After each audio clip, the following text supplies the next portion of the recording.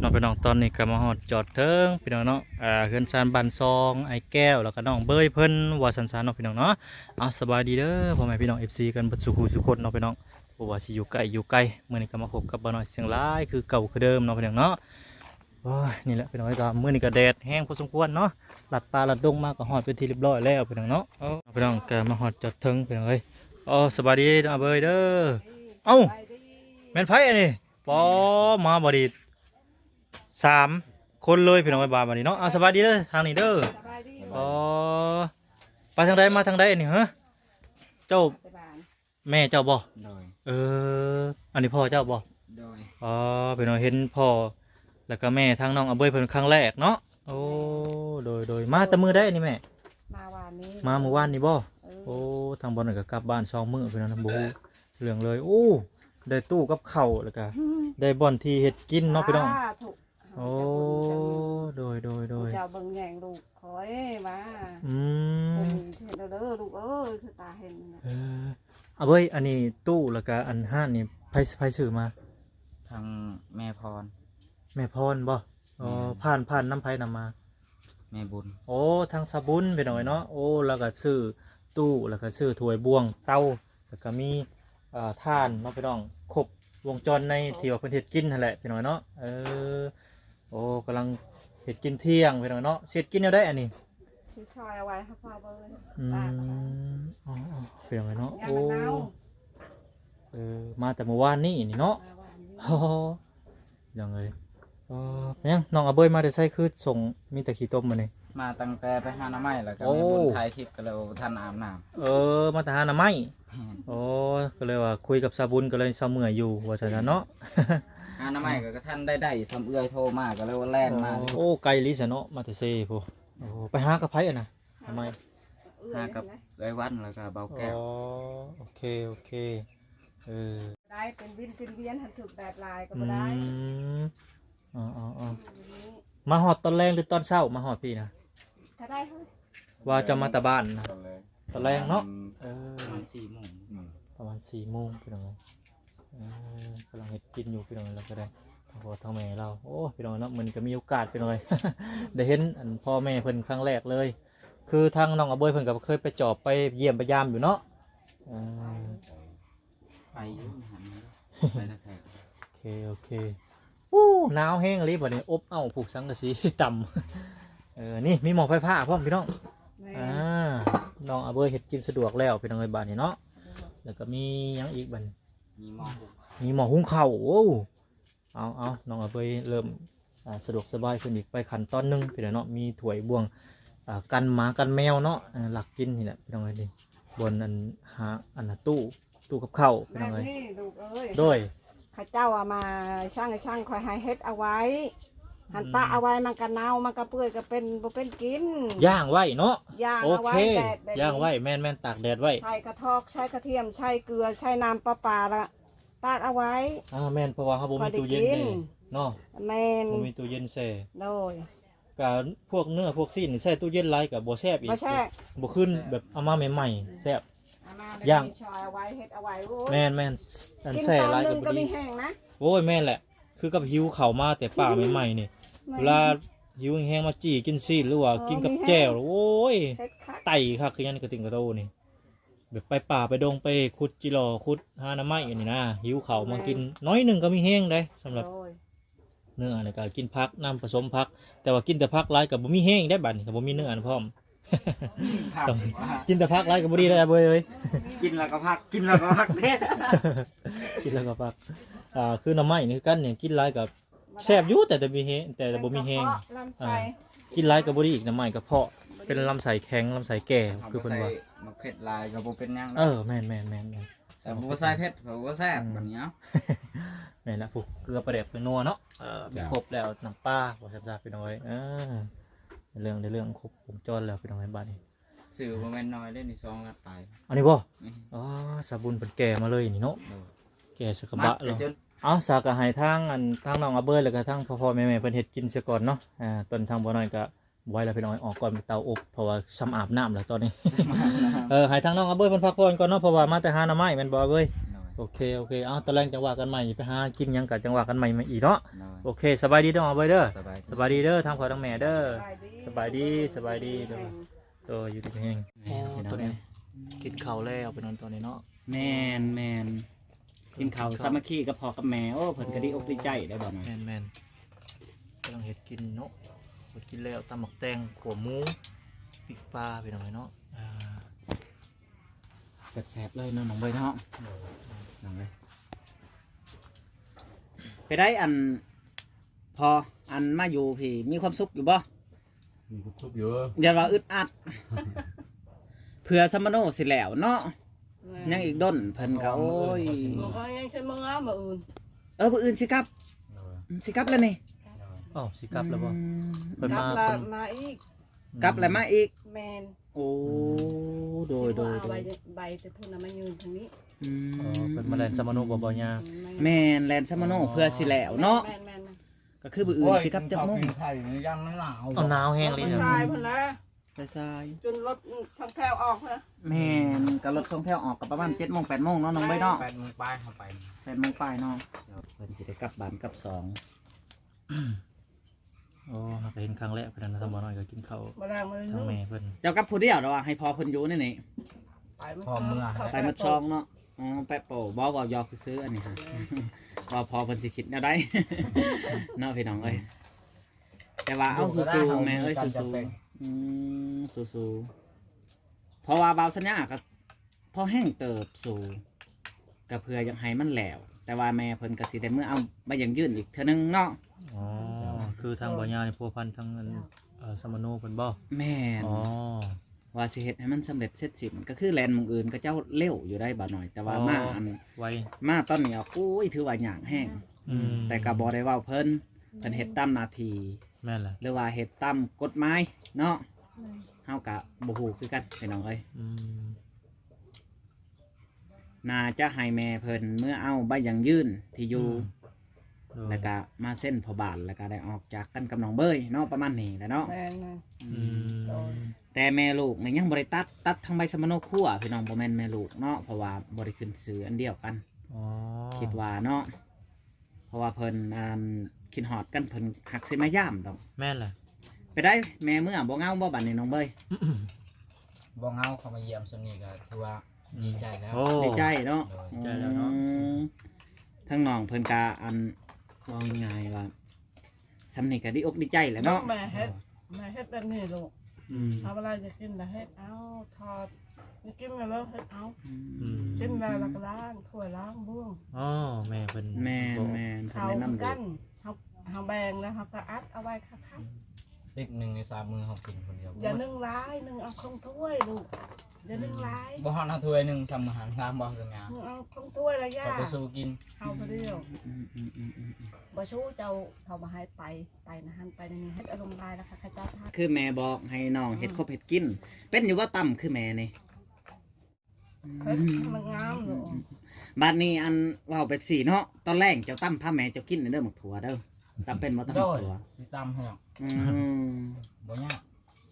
ปาดเกลือมาพริกไปนัวกระเทียมลงไปแล้วตำ อืม อืม เป็นโนทงหนึ่งเกลือทงหนึ่งเนาะ ตำ มา เป็น ตัวซอบหนึง บ่ตั้มให้เพิ่นบ่แม่นว่าอันนั้นดอกเนาะพี่น้องเนาะ อืม ให้แม่ซิมลองเบิ่งเมนูน้องเบยอยู่พุ่นกระแดดแบบสีคือกันบ่แม่ เอาเพราะว่ามันนี่แหละ แบบนี้เนาะแม่ เอาไปหมากกว่า แต่ นี้อีก เดียว อืมใครแต่ว่ามีน้ำเซ่น้ำคลองเนาะแถวนั้นเนาะ นี่ก็ไม่ได้อาบแล้ว น้ำของมันลาย ช่างลาย น้ำลาย อืม มันขึ้นหอดกระถังแล้วไฟสิกาลง จักรยานอีก เป็น เอ้ยยางนั่นแหละ บ้านน้ำเซ่คือลงสัน ว่าน้ำเซ่ทุกอย่างจ้ะ ห้าน้ำเซ่กับบ่ห้านได้บ่หน่อยเลย กินข้าวพิงไฟไปหน่อยเนาะอ่า ไปทางเขาแล้ว บ่แม่นหยังดอกอันนี้หันยันยุ่งเมื่อคืนนี่ยุ่งลายเนาะแม่เนาะ บ่ได้ บ่ลายเนาะทางนี้เนาะ ทำละโต อืม อิ่มแล้วบ่ น้องพี่น้องหลังจากทางพ่อทางแม่ทางน้องอาเบยเพิ่นกินข้าวแล้วเพิ่นก็มาตากซีนแห้งเนาะพี่น้องตากซีนหมูพี่น้องไอ้แดดก็แห้งเนาะกระทบเข้ากับ สังกะสีเลยมันแห้งเข้ากันว่าซั่นซะเนาะก็เลยว่า บ่อยากใส่ตอกเพิ่นว่าเนาะตากใส่สังกะสีย่านแต่ว่าฝนตกแล้วเนาะพี่น้อง สมมุติว่าฝนตกมาเก็บกู้บ่ทันมันไหลตกลงกินเลยบ่อยากตอกพี่น้องเนาะใส่สังกะสีนี่ก็แห้งแล้วล่ะพี่น้องเอ้ยเด้พี่น้องเนาะกระชามมีบ่กระชามก็มีกระชามมีหยังวะมีปลาแห้งพี่น้องเอ้ยเนาะมีปลาเบิ่งปลาหยังเนาะนี่ปลากดบ่หรือปลาหยังปลาขะแยงบ่หรือว่าปลาหยังก็บ่ฮู้กันปลากระสินเอาไปน้องทางน้องอาเบยครอบครัวเพิ่นเอาไว้กินไปกันจ้ะเนาะน้องไปน้องก็หันมาทางพ่อทางแม่เพิ่นคือเก่าเนาะต่อไปน้องสบายดีคือเก่าคือเดิมเนาะสบายดีตอนหลังจากกินข้าวแล้วก็ตอน5 โมงเพิ่นตอนนี้ก็พบมาพอกันในช่วงเวลา5 โมงเนาะอากาศไปได้ทางนี่กับอยู่พุ่นคือกันอยู่บ่ กัน บ่ต่างกันเนาะแผ่นดินเดียวกันอยู่ลาวคือกันแต่ว่าอยู่ต่างประเทศบ่ฮู้กันเลยเนาะอากาศแบบใดถือว่าคือกันเนาะขออนุญาตถามก่อนบ้านชื่อหยังก่อนบ้านที่เจ้าอยู่นะ บ้านเฮงกอม ฮะ บ้านเฮงกอม บ้านเฮงกอมเมืองหยังเกาะ เหมือนเฮงบุญ เมืองเฮงบุญแขวงสะวรรณเขตบ่ แม่น ฮะแขวงหยัง แข่งขมวน แต่ เนาะ กระมวล แขวงคำม่วนคนละแขวงเนาะเมืองเฮงบุญเนาะ เลย บ้านห้วยก้องใช่บ่ บ้านหาดนางก้อม บ้านหาดนางก้อม โดย คือขออนุญาตถามเด้อเอากันได้จากปีแล้วนี่ เดือน6นี่ ถ้าเราเดินหกนี่นะ เขาก็เอาเดือน6นี่บ่ โดย บ้านนี้จักมื้อก็มื้อบ้านนี่ มาที่เมืองมาอื่น ก็สิมื้ออื่นบ่ ของพระเจ้าว่าน้องพงเชลนไว้ชุมนุมพอเบยนี่ไว้คือเมื่อเอาไว้ยังง่ายล่ะเอาไว้จะกลับมาอีก ประมาณจักมื้อบัดนี้กลับมา คลองมือเนาะ ประมาณ เฮ็ 2 ด มื้ แล้ อ วก็ทำมา กลับมา อยู่พุ่นเฮ็ดนาอยู่บ่อยู่พุ่น มามีนาไอ อยู่พุ่นกับบ่มีนากันนะเอาเฮ็ด เอาไปรับจ้าง รับจ้างคือกันบ่อยู่พุ่นก็ รับจ้าง อ หากินแค่ปากแค่ทองพอเท่าละย่า อ๋อ บ่มีไอคือตาเห็นนั่นแหละนาก็บ่มีช่างก็บ่มีงัวควายก็บ่มีหมูไก่ก็บ่มีอยู่ไปอยู่เชิมชำให้เท่านะหันเอาได้ก็ได้ บัดอันพี่น้องทั้งผัวพ่อแม่ทั้งผัวได้ซะบ่มีกันบ่ บ่มี บ่มีคือกันบ่เจ้าก็ มีเพิ่นขายหมดแล้ว ขายไปแล้ว โดย ขายก็คือเขาว่าลูกติดหนี้ติดทีมเขาเจ้าละขาย ลูกใครลูกเจ้าหรือลูกเพิ่น ลูกเขาเจ้าเองหั่นแหละ อ๋อ ลูกคอยกิมีตื้อ มีเจ้ามีไผแหน่ทางน้องอาเบยแล้วก็ไผอีก อาดางอายอยอีมนอาชาวที่คน อ๋อ หาพอเบยนี้ อ๋อ อยู่น้ำนอกจากนั้นเขาไปเอาเมียหมดบ่มีผู้อยู่น้ำลูกเฮา เฮา ทุกข์ลูกก็บ่อยู่น้ำหันมีหันพูดคนไปเมืองแคววันก็เนาะ เพิ่นก็ดิ้นรนนั่นแหละเพิ่นก็ไปหาบอลอยู่แสวงหาเงินแสวงหาความรู้เพิ่นต่อเพิ่นตกบอลได้ดีก็ดีไปเนาะ ค่า แต่ก็ ทุกหันว่ามันก็ขึ้นให้ไปค่าทุกลูกให้มันเจ้าบุญมีว่า ถ้าว่าลูกเพิ่นตกได้บอลดีก็ให้ลืมบุญคุณแม่เนาะ เขาเนี่ยให้ เขา มาเยี่ยมมาย่านแม่แน่เนาะถ้าว่าตกได้บอลดีก็ได้ เขาขึ้นหอดเขาก็ไปหาบ่ขึ้นหอดแล้วก็ย่า โดยเคยเพิ่นก็มาเยี่ยมมาย่ามอยู่บ่ลูกทางอันผู้ใหญ่เพิ่นน่ะ ไปเถอะ ไป นึ อง ยู่เนาะเพิ่นไปเอาผัวเมียทาง ไป ใด ก็จะเฮ็ดเนาะเด้อเขาก็บ่มี เอาบ่เป็นหยัง ทำกินง่ายว่าบ่มีหมดนะ บ่มีเบ่ทุกคนเนาะ ชาวบ้านลูกเขาอยู่ชาวบ้านช่อง อยู่สวรรค์นี่ อยู่ปากเคผู้นึงเอาเมียแล้วบ่ได้เถอะ เพิ่นก็บ่มีอยู่มีกินคือกันเนาะ บ่ บ่เป็นหยังต่างคนต่างบ่มีก็บ่เป็นหยังเนาะ บ่มี ก็หากินไปกันแหละก็บ่มีไผพึ่งไผอย่าพึ่งตัวเองเนาะไผกันเนาะ หากินแค่มัน หากินไผลาวพี่น้องเอ้ยก็บ่ได้หวังว่าให้ลูกมายาม ครัวเขานี่หันลาวห้าก็ค่อยได้กิน หันลาวบ่ห้าเราไปบ่ได้เป็นวินเป็นเวียนหันไปลายก็ได้ ไปลาย ไปบ่ ก็ ได้ เรียนโดย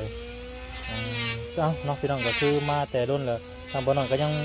บ่ได้ฮู้ชื่อนามเพิ่นเนาะก็ขออนุญาตถามชื่อแม่จังได๋ก็ คือวอน วอนเนาะแม่วอนเนาะอันนี้พ่อยัง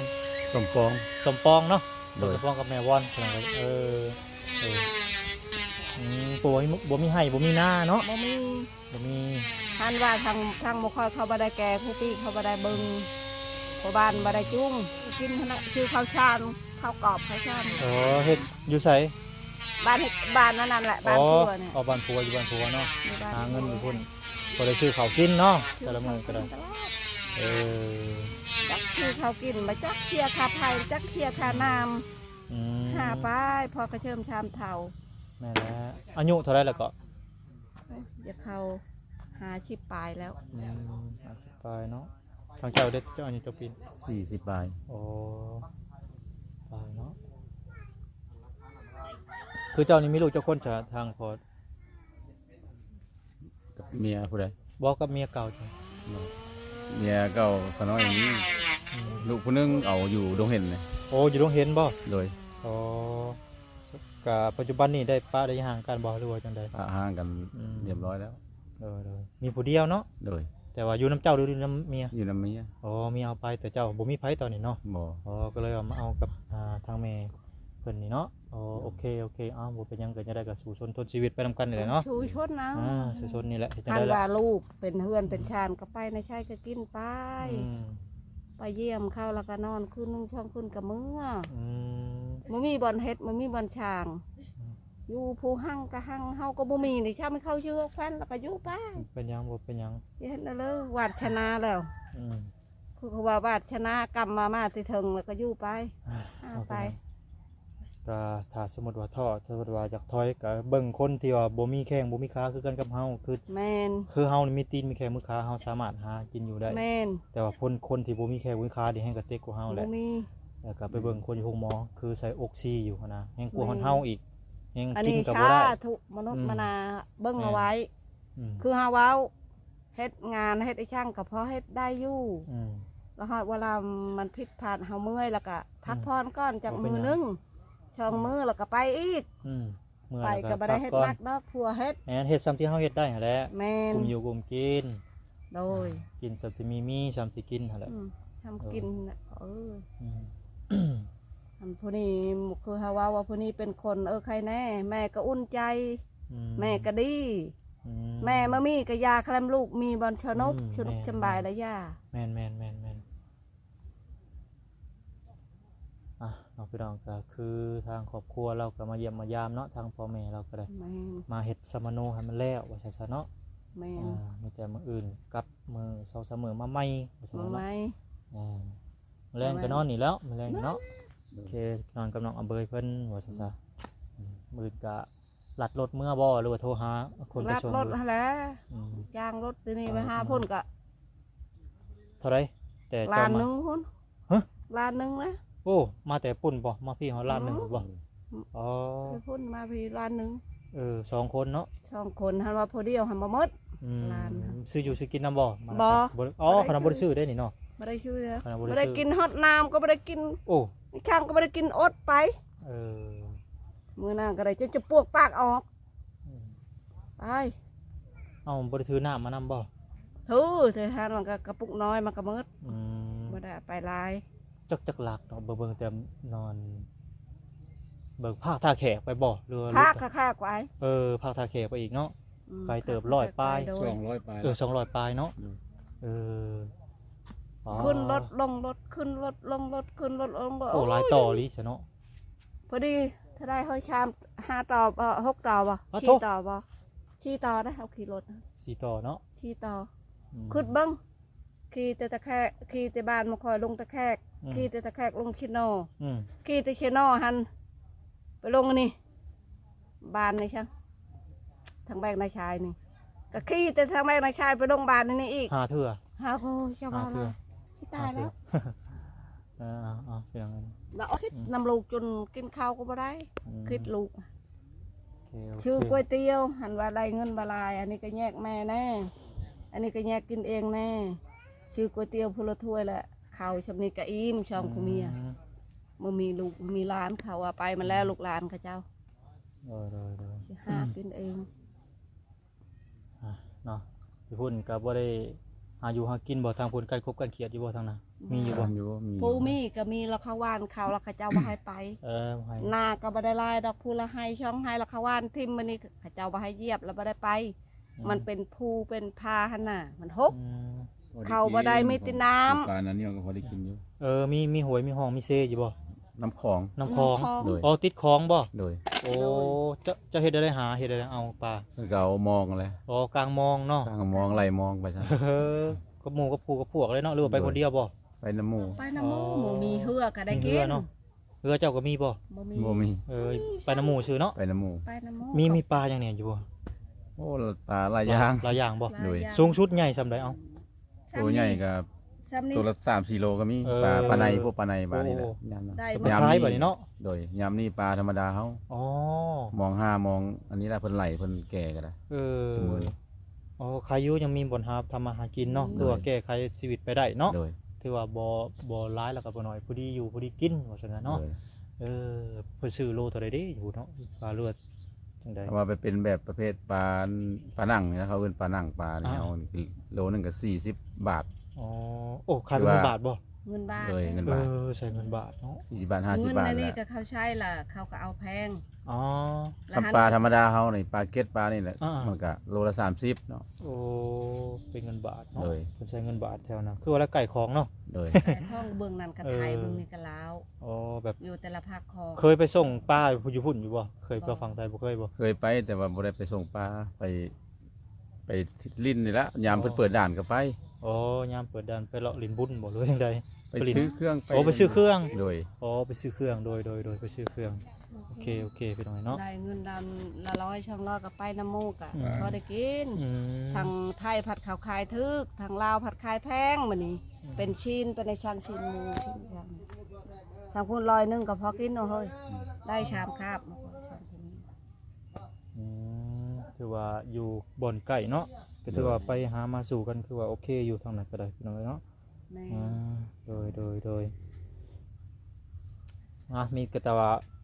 ไปพอกันเนาะยามมันเฮ็ดสมนูแล้วว่าซั่นซะพี่น้องเอ้ยเนาะตอนนี้กำลังดำเนินอยู่ว่าซั่นซะก็สิอัปเดตกันไปเรื่อยๆพี่น้องเนาะ ไปเรื่อย โอเคตอนนี้ก็ทางบ่น้อยก็สิเข้าไปหาทางไอ้แก้วก่อนเนาะมากับมื้อเว้นก็แดดแห้งไปแล้วเนาะก็กินน้ำพักผ่อนตอนนี้ก็ตอนนี้กำลังอัปเดตทางครอบครัวเพิ่นอยู่เนาะกำลังดำเนินสมนูว่าซั่นซะเนาะ แม่ โดยไปซะพี่น้องพบพ่อกันอีพีหน้าสำหรับอีพีนี้ขอกล่าวคำว่าสบายดีเด้อแม่เด้อสบายดีพอโดยไปพี่น้องเอ้ย